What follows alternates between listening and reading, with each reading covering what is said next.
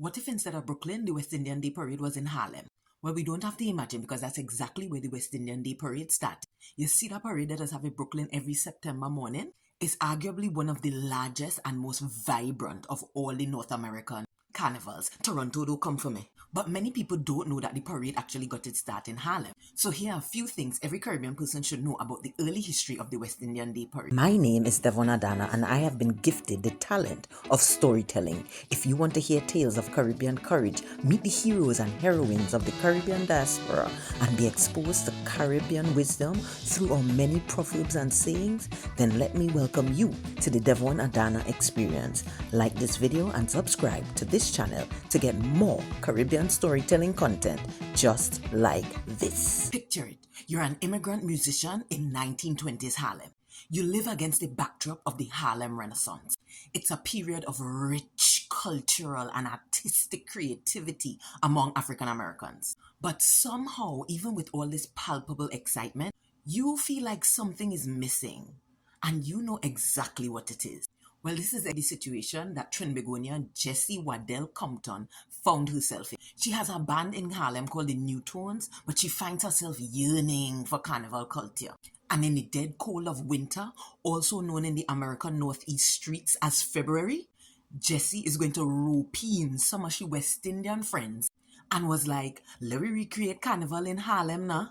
But instead of having carnival outside as is customary in her native Trinidad and Tobago, because of the cold weather, they decide to have these carnivals in the most prestigious and largest ballrooms in Harlem. You're talking about places like the Savoy Ballroom, the swanky Audubon Ballroom, and of course, the Renaissance Ballroom. Now, this picture in particular is not one of those early carnivals that Tanges used to have it.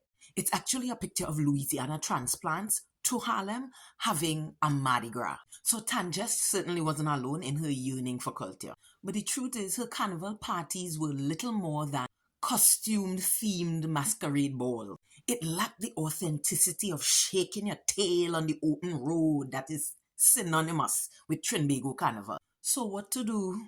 Like a true Tunapuna woman, she made a way where there was none. First, she lets good sense prevail. Tanges realized that if they really was to do this outdoor carnival thing, they had to move it to a time of better weather. I mean, let me be real. Carnival is an outdoor sport. And we should all be grateful that Tanges wasn't stubborn about having her New York carnival in February. So who this man here and how he fit in the story? Okay. So you know you had to have a permit to do your outdoor events.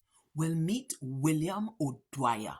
He was the 100th mayor of New York City from 1946 to 1950. And it was he who granted Tanges the permit to have she outdoor carnival in Harlem.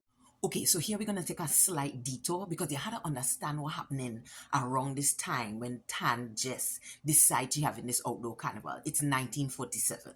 And she picks Labor Day as the day she's going to have these festivities. Now, nothing is really wrong with that, you know. But New York already had a Labor Day parade since 1882. You see, New York had been commemorating the American labor movement for 65 years prior. And that Labor Day was usually on the first Monday in September. So Mayor O'Dwyer probably was like, you want to have another parade on the same day as the Labor Day parade? Your head good? Okay, I gotta give a little parade. Now, do we know if the conversation actually went like this?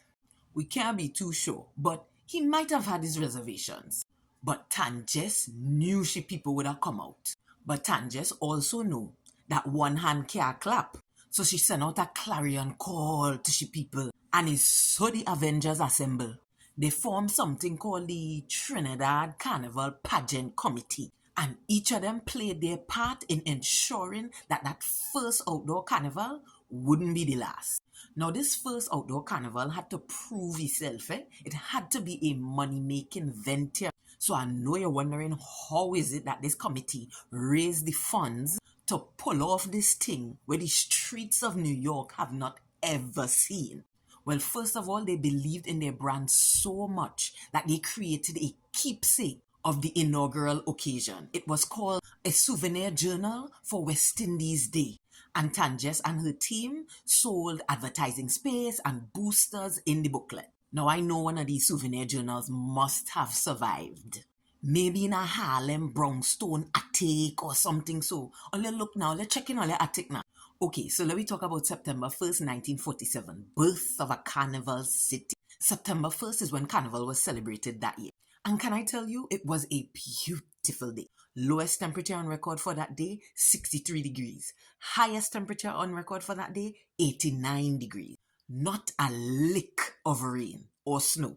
And just to drive home the point that Tanges made the right decision in moving the carnival from February to September, let us take a look at what that February weather looked like in Harlem that 1947 year. Carnival in 1947 happened on February 17th and 18th. While Carnival in Port of Spain was looking like this, the temperatures in Harlem in February over the same time period ranged from 25 degrees to 47 degrees. Not exactly carnival weather. But you see that September morning in Harlem? Papayo! The parade route was along 7th Avenue, starting at 110th Street. And the first carnival queen was one Miss Dorothy Godfrey. And when the parade was done, don't think the party was over, Tanges and her committee hosted an after-parade party at the Golden Gate Ballroom, which was at 142nd Street and Lennox.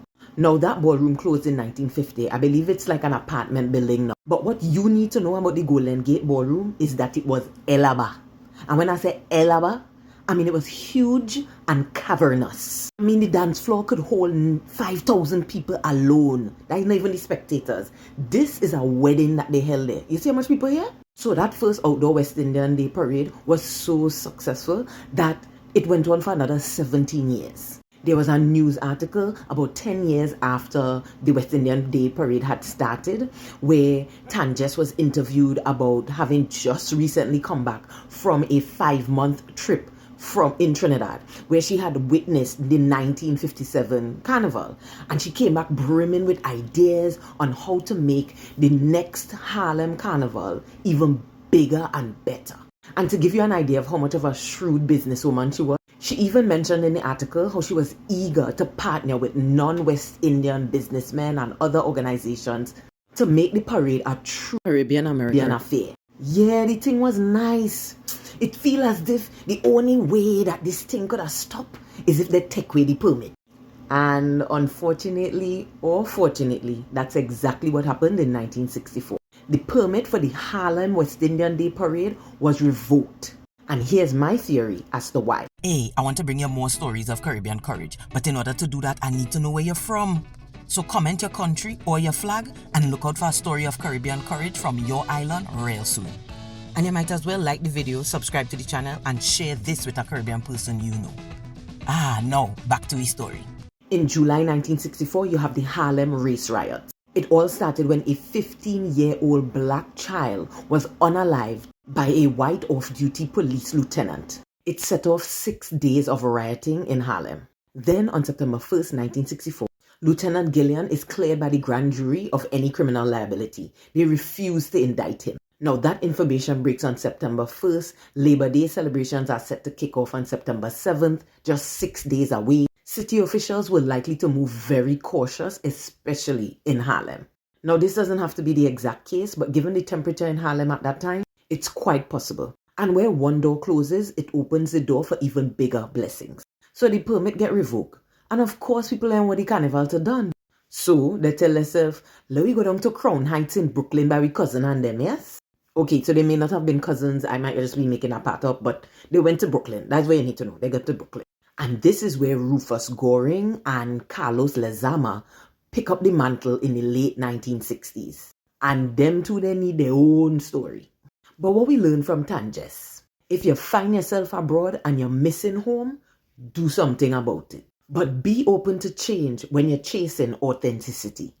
I mean, Tanges knew about Carnival in February, March with a push, but she kept an open mind about Carnival in September. And that paved the way for Carnival culture to be enjoyed just as it was intended to be, down a long street on a hot day. Anyway, all in Brooklyn, all enjoy the West Indian Day Parade.